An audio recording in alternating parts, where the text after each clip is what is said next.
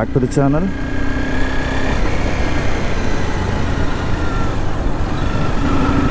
So ఈరోజు మన CVR కదా ఫ్రంట్ టైర్ అయితే చేంజ్ చేయబోతున్నాను. ఎందుకంటే ఆల్రెడీ ఫ్లాట్ అయిపోయింది. అది ఏమైందో తెలియదు. యాక్చువల్లీ టైర్ చాలా ఓల్డ్ ఇది tyre. Maybe 4-5 years back tyre అనుకుంటా. ఇది చాలా ఓల్డ్ అండ్ అందులో యూస్ చేయలేదు బండి కాబట్టి చాలా హార్డ్ అయిపోయి క్రాక్స్ కూడా వచ్చేసింది. రాత్రి గాలి పెట్టించాను,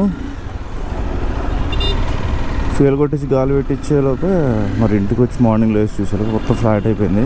ఇప్పుడు ప్రెసెంట్ ఇప్పుడు ఫ్లాట్ టైర్తో నడుపుతున్నాను.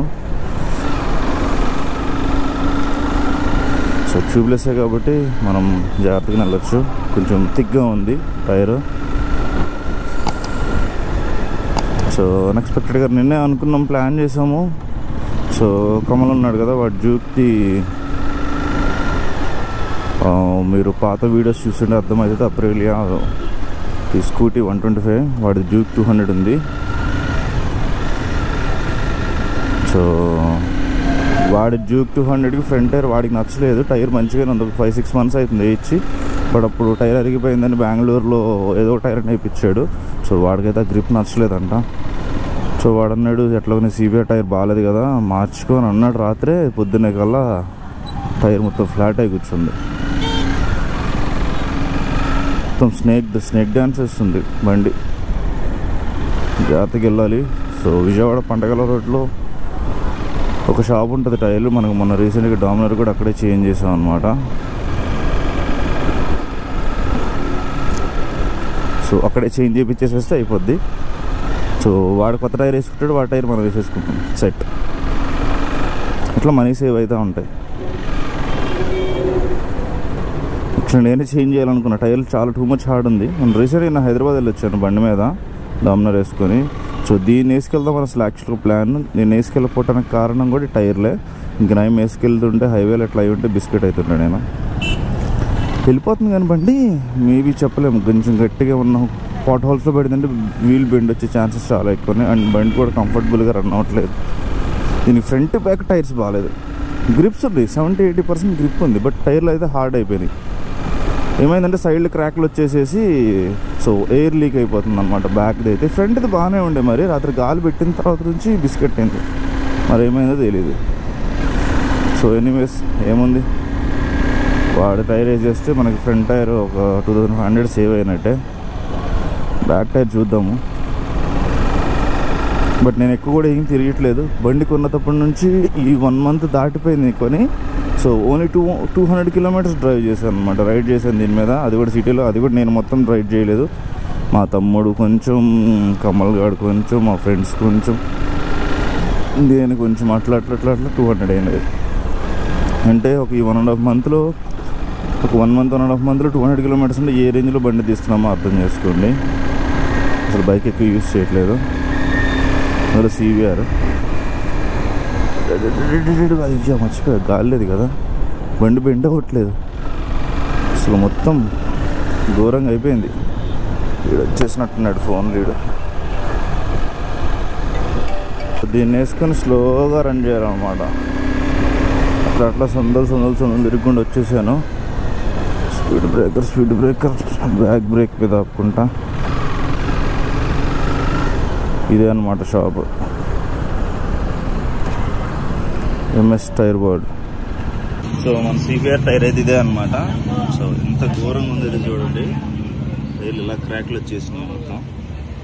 సో ఇప్పుడైతే ఆ టైర్తో చేంజ్ చేయబోతున్నాం అనమాట. వాడు చేంజ్ చేసిన తర్వాత మన సిబిఆర్కి అయితే టైర్ చేంజ్ చేస్తారు. ఫైనల్లీ మన సిబిఆర్కి అయితే ఫ్రంట్ టైర్ అయితే ఓపెన్ చేస్తారు.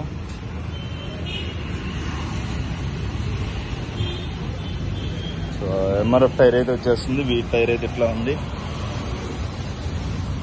బ్యాక్ టైర్ కూడా ఇదే ఉంది, CFT same.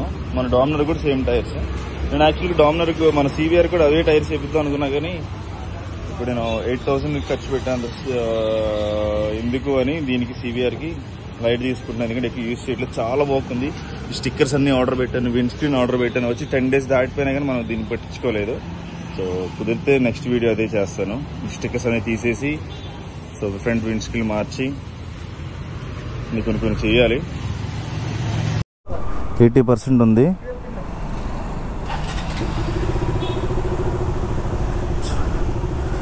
So story set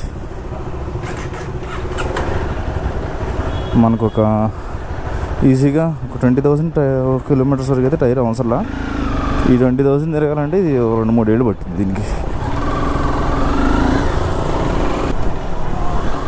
అరే వెనకాల టైర్ కూడా కొత్తది వేసేసుకోరా, డబ్బులు ఎందుకురా. వాడి వెనకాల టైర్ కూడా బాగానే ఉంది. ఆ టైర్ కొత్తది వేసుకుంటే మనం సివిఆర్ కూడా వెనకాల టైర్ కూడా సెట్. నైస్. కానీ ఎంఆర్ఎఫ్తో తలనొప్పి ఏంటంటే ఊరికి పంచర్లు పడతాయి నాకున్న ఎక్స్పీరియన్స్తో. So it's okay.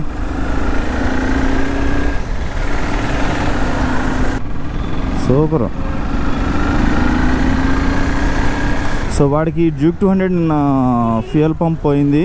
సో వాడు హైదరాబాద్లో పక్కన పడేసేలోపే సో ట్యాంక్ మూత ఎవరో కెలికేసి దాంట్లోంచి వర్షానికి వాటర్ వెళ్ళిపోయి ట్యాంక్లో ఫుల్ వాటర్ వెళ్ళిపోయినాయి.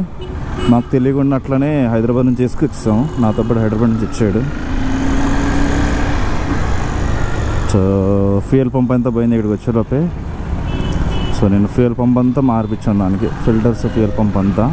సో వాళ్ళు గోపి నాకు తెలిసి ఫ్యూయల్ గేజ్ కింద కనెక్షన్ ఇచ్చినట్టు లేడు. సో ఫ్యూయల్ గేజ్ పని చేయట్లేదు దానికి. సో టైర్ అంతా సెట్ అయిపోయింది. వాడు దానికి కూడా ఫ్యూయల్ గేజ్ అయితే పని చేయట్లేదు. ఒకసారి చూపించాలి దాన్ని కూడా.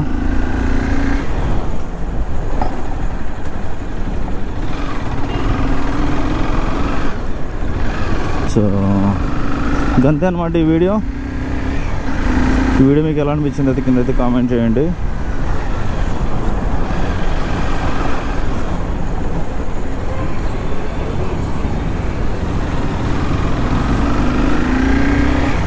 సో మ్యాక్స్ వస్తే నెక్స్ట్ వీడియో వచ్చి X3 బాగుంది. స్పోర్ట్. ఈ స్టిక్కరింగ్ కిట్ అంతా మార్పిద్దాం అనుకుంటున్నాను. ఆల్రెడీ ఆర్డర్ చేశాను, చెప్పాను కదా వచ్చినాయి. నాకు ఒక 10 డేస్ దాటిపోయింది వచ్చి కూడా, నేనేం చేయించలేదు. ఇప్పుడు వెళ్ళి ఈరోజు స్టిక్కరింగ్ షాప్ దగ్గరికి వెళ్ళి చూస్తాను. ఈరోజే కుదిరితే ఈరోజే షూట్ చేసేస్తాను.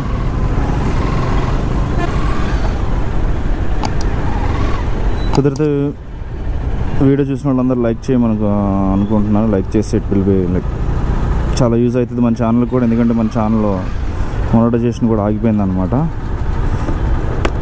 సో మనం కొంచెం పుష్ చేసుకుంటే ఈజీగా ఉంటుంది అనమాట. సో సీ యూ మరి.